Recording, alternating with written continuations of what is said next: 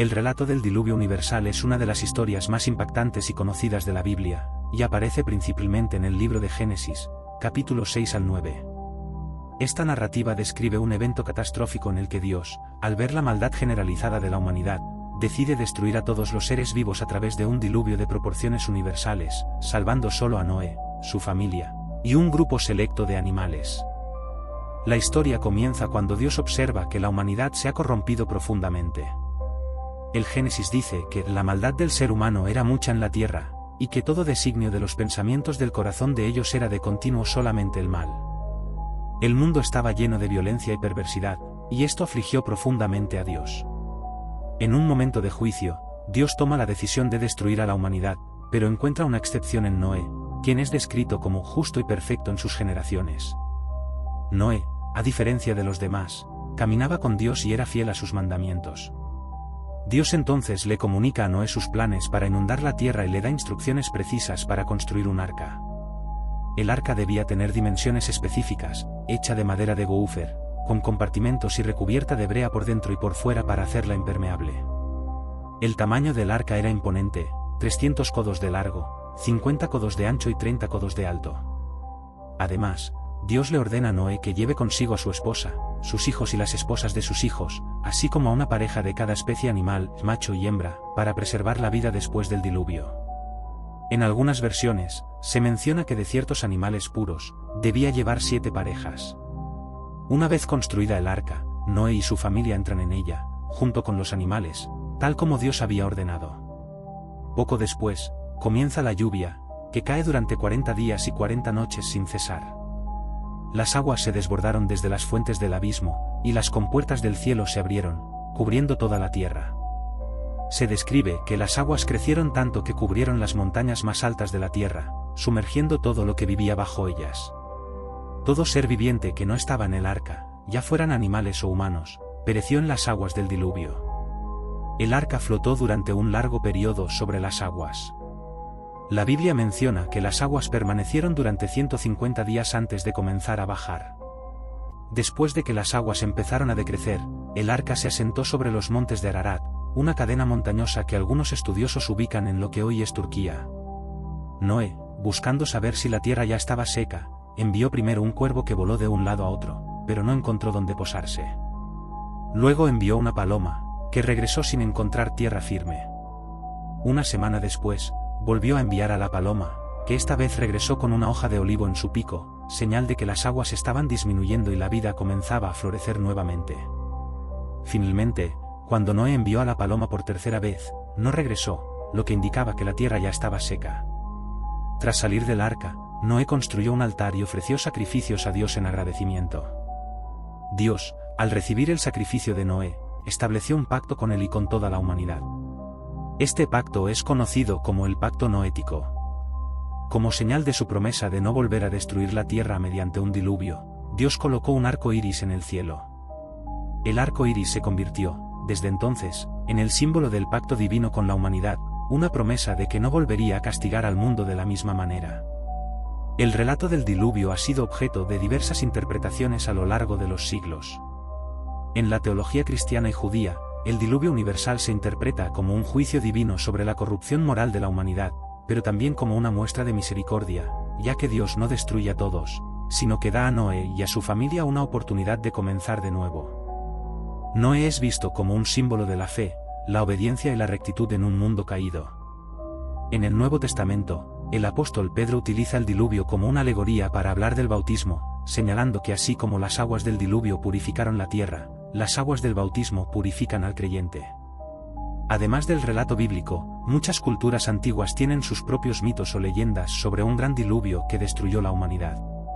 Por ejemplo, en la epopeya de Gilgamesh, un texto sumerio de la antigua Mesopotamia, hay una historia similar en la que los dioses deciden destruir a la humanidad con un diluvio, pero advierten a un hombre justo llamado Utnapishtim, quien construye un barco para salvar a su familia y a varios animales. Existen otras leyendas sobre diluvios en culturas como la griega, la hindú y la nativa americana.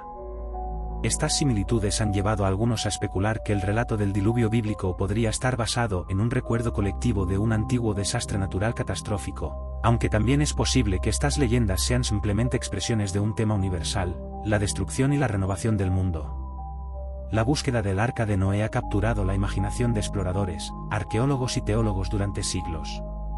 Aunque no se ha encontrado ninguna evidencia concluyente del Arca en los montes de Ararat, ha habido numerosos informes de avistamientos de restos que podrían estar relacionados con el Arca.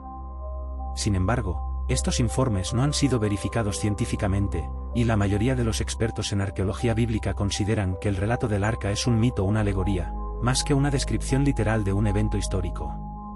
El diluvio también plantea cuestiones teológicas profundas, en particular sobre la naturaleza del juicio divino y la misericordia de Dios.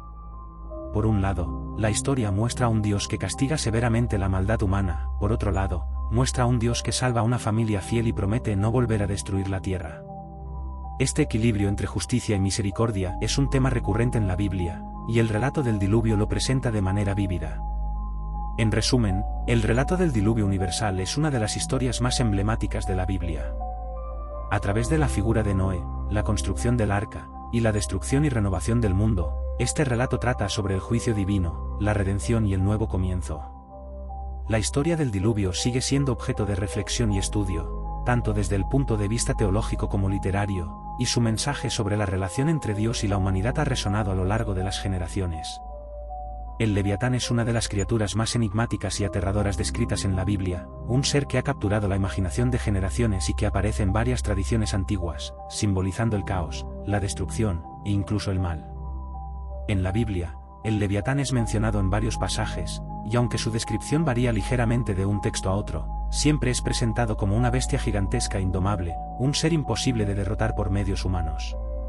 Se le asocia con el mar, lo que añade a su carácter misterioso y amenazador, ya que en la cosmovisión antigua el océano representaba lo caótico e impredecible, lo incontrolable por las fuerzas humanas. Uno de los pasajes más conocidos donde se menciona al Leviatán es en el libro de Job. En Job 41, Dios, al hablar con Job, describe al Leviatán como una criatura majestuosa y terrorífica, cuyas escamas son como escudos impenetrables, y de cuya boca salen antorchas de fuego. Se dice que sus ojos son como rayos de la aurora y que el propio mar se agita cuando él nada a través de sus profundidades. Ningún arma humana puede herirle, y sus ataques no tienen rival. Esta descripción lo pinta como una criatura más allá del entendimiento o el control humano, algo que solo el Creador podría contener. Al usar el Leviatán en este contexto, Dios subraya su propio poder supremo. Si el ser humano no puede ni siquiera controlar una de las criaturas de su creación, mucho menos puede cuestionar los misterios del plan divino. El Leviatán no solo aparece en Job, también se le menciona en los Salmos y en el libro de Isaías. En el Salmo 74, 14, el salmista habla de cómo Dios rompió las cabezas del Leviatán, una referencia que algunos estudiosos consideran simbólica de la victoria de Dios sobre el caos y las fuerzas destructivas. En el contexto del Antiguo Testamento, el Leviatán también puede representar a las naciones enemigas que se oponen al pueblo de Dios, con Dios victorioso sobre ellas al final. En Isaías 27, 1, el Leviatán es llamado la serpiente torcida, y la serpiente que huye, y se predice que Dios la destruirá en el día del juicio final. Esta imagen refuerza la idea del Leviatán no solo como una criatura física, sino como un símbolo del mal cósmico que Dios derrotará en el futuro. El simbolismo del Leviatán ha sido objeto de múltiples interpretaciones a lo largo de los siglos. Algunos lo ven como una representación de los poderes del caos que existían antes de la creación del mundo, algo que solo Dios pudo domar al establecer el orden cósmico. Otros lo ven como una personificación del mal en el mundo, un ser que amenaza la paz y la estabilidad que Dios ha querido para la humanidad. Incluso ha sido vinculado con el diablo en ciertas interpretaciones cristianas, donde el Leviatán se convierte en un símbolo de la rebelión contra Dios y el caos moral que esa rebelión genera. En las culturas antiguas del Cercano Oriente, también se encuentran figuras similares al Leviatán, lo que sugiere que la figura bíblica de esta criatura tiene raíces en mitos más antiguos. En las mitologías ugaríticas, por ejemplo, se habla de Lotán, una serpiente marina de múltiples cabezas, que es derrotada por el dios Baal en una lucha épica que asegura el orden en el cosmos. Esta batalla entre el orden y el caos es una constante en las mitologías de la región, lo que sugiere que la imagen del Leviatán fue una manera en que los escritores bíblicos adoptaron y transformaron estas historias para ilustrar el poder absoluto de Yahvé, el Dios de Israel, sobre cualquier fuerza contraria. A lo largo de la historia, el Leviatán ha continuado siendo un símbolo poderoso y adaptable. En la Edad Media, muchos teólogos y estudiosos lo asociaban con Satanás o los demonios, criaturas que, como el Leviatán, se oponen a la voluntad de Dios y buscan sumir al mundo en el caos. Esta interpretación influyó en el imaginario cristiano sobre el infierno, donde se hablaba de monstruos gigantescos y aterradores que simbolizaban los castigos y la destrucción final. El Leviatán, en ese sentido, se convirtió en una imagen del terror final que aguardaba a los impíos en el más allá. En tiempos modernos, el Leviatán ha sido una fuente de inspiración en la literatura, la filosofía y la cultura popular. El filósofo Thomas Hobbes, en el siglo XVII, escribió su famoso tratado político titulado Leviatán, en el cual utilizaba la figura del monstruo para describir el poder absoluto del Estado, necesario para evitar el caos social. En este contexto, el Leviatán simboliza no tanto el mal, sino una fuerza de control que, aunque terrible, es necesaria para mantener el orden. De esta manera, la imagen del Leviatán se vuelve una metáfora ambivalente, tanto en el sentido de poder destructivo como de poder controlador.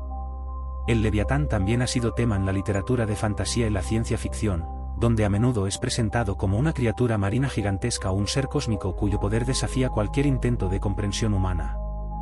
Esta imagen moderna del Leviatán mantiene la esencia de su descripción bíblica, una criatura de proporciones colosales, que escapa a cualquier esfuerzo de ser domesticada o derrotada por la humanidad. Más allá de las interpretaciones simbólicas y literarias, algunos investigadores han sugerido que el Leviatán podría haber sido inspirado por animales reales, como cocodrilos o serpientes marinas gigantes, que en la antigüedad habrían parecido monstruosos a las civilizaciones costeras. Sin embargo, estas explicaciones no capturan por completo el poder mítico que el Leviatán tiene en las Escrituras.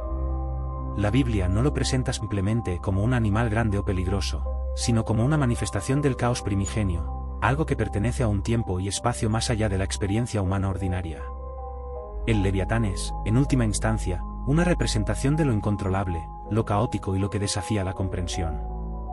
En la narrativa bíblica, su presencia sirve para mostrar los límites de la humanidad y la supremacía de Dios sobre todas las cosas, incluso sobre las fuerzas más aterradoras del universo. En este sentido, el Leviatán no es solo una criatura mitológica, es un recordatorio de que, aunque el mundo puede parecer gobernado por el caos y el desorden, hay un poder superior que lo domina todo y que, en última instancia, prevalecerá.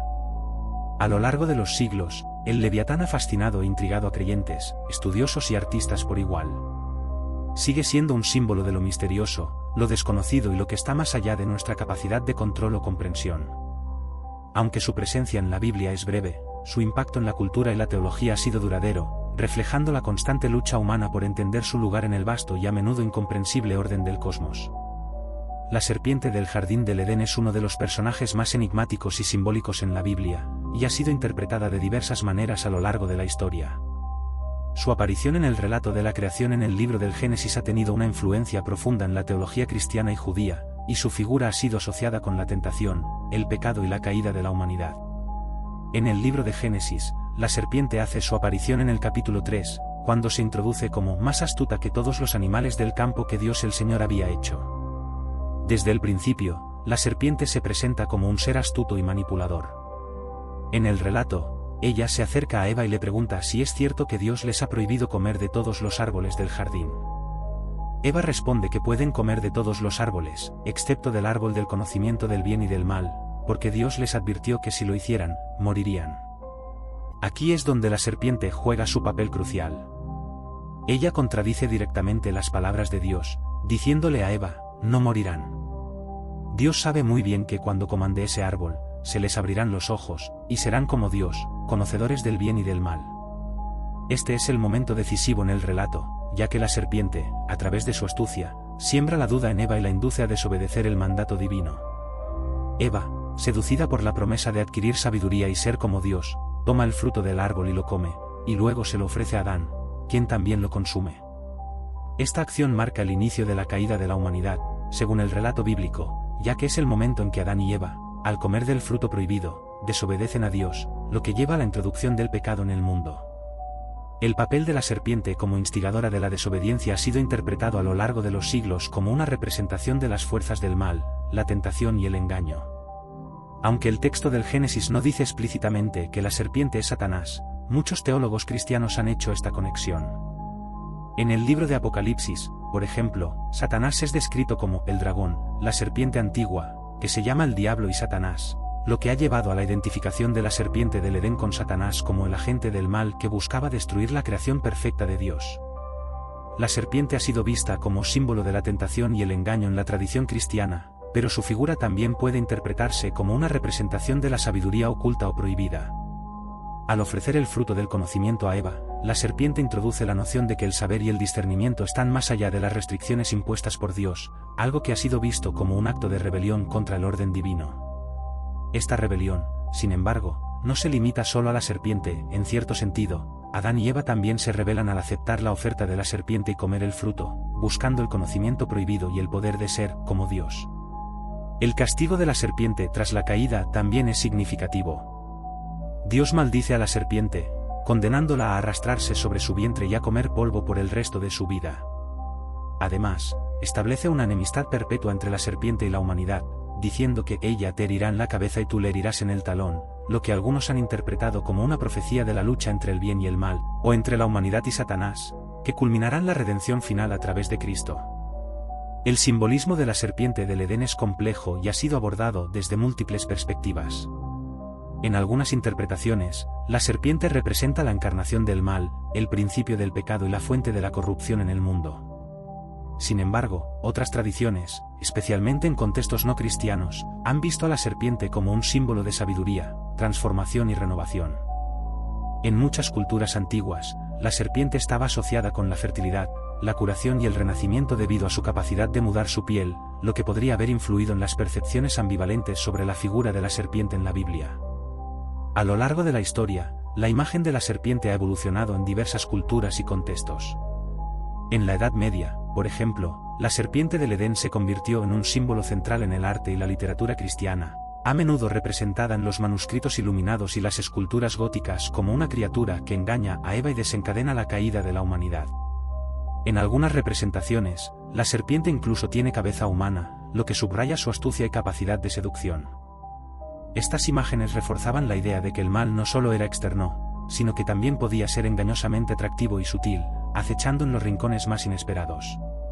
Por otro lado, en el Renacimiento, los pensadores comenzaron a explorar la historia del Edén desde diferentes ángulos, considerando la caída de Adán y Eva como un símbolo de la condición humana, el deseo de conocimiento, la curiosidad y la lucha constante entre la obediencia y la desobediencia a lo divino. En este contexto, la serpiente podía ser vista no solo como un símbolo del mal, sino también como una figura que provoca un momento crucial en la historia de la humanidad, un evento que define la naturaleza humana y su relación con Dios. En tiempos más recientes, el relato de la serpiente del Edén ha sido analizado desde perspectivas psicológicas, filosóficas y literarias. Sigmund Freud, por ejemplo, vio en el relato del Edén y la serpiente un símbolo de los conflictos reprimidos del deseo y la moralidad humana, sugiriendo que la serpiente representaba impulsos instintivos que estaban en tensión con los mandatos de la conciencia y la cultura. Otros estudiosos han explorado el simbolismo de la serpiente como una representación de la dualidad de la vida humana, la lucha entre el bien y el mal, la razón y la tentación, el orden y el caos. En resumen, la serpiente del jardín del Edén es una figura central en el relato bíblico de la creación y la caída de la humanidad. Representa la tentación, el engaño y la rebelión contra Dios, y ha sido interpretada de diversas maneras a lo largo de la historia, como Satanás, como un símbolo del mal, o incluso como un agente de conocimiento prohibido. A través de la serpiente, el relato del Génesis explora temas universales como el pecado, la libertad, la responsabilidad y la lucha por entender los límites entre lo divino y lo humano. Aunque su papel en la historia es breve, la serpiente ha dejado una huella duradera en la teología, el arte y la cultura, manteniéndose como un símbolo poderoso y multifacético hasta el día de hoy. La vara de Moisés es uno de los elementos más simbólicos y poderosos en los relatos del Éxodo, donde se narra la liberación de los israelitas de la esclavitud en Egipto. Este objeto no solo representa la autoridad divina delegada a Moisés, sino que también es un instrumento a través del cual se realizan milagros extraordinarios. En el contexto bíblico, la vara adquiere un rol central en momentos clave de la historia de Moisés y el pueblo de Israel, y su uso está directamente relacionado con la manifestación del poder de Dios para cumplir su propósito. El origen de la vara como símbolo de poder se encuentra en la época en que Moisés fue llamado por Dios en la zarza ardiente.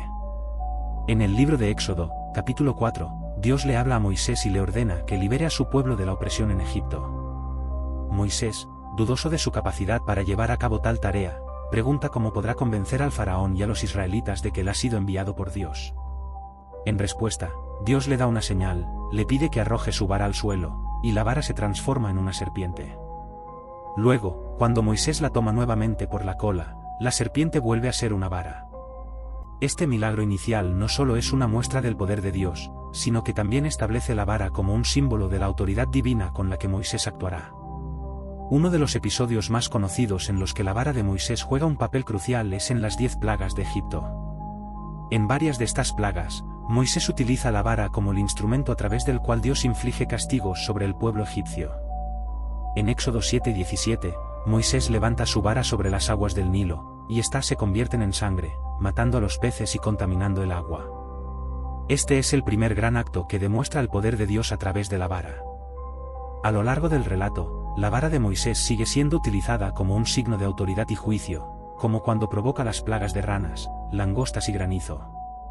El momento más icónico de la vara de Moisés, sin embargo, ocurre en el relato de la separación del Mar Rojo. Después de las 10 plagas, el faraón finalmente permite que los israelitas se marchen, pero pronto se arrepiente de su decisión y envía a su ejército tras ellos.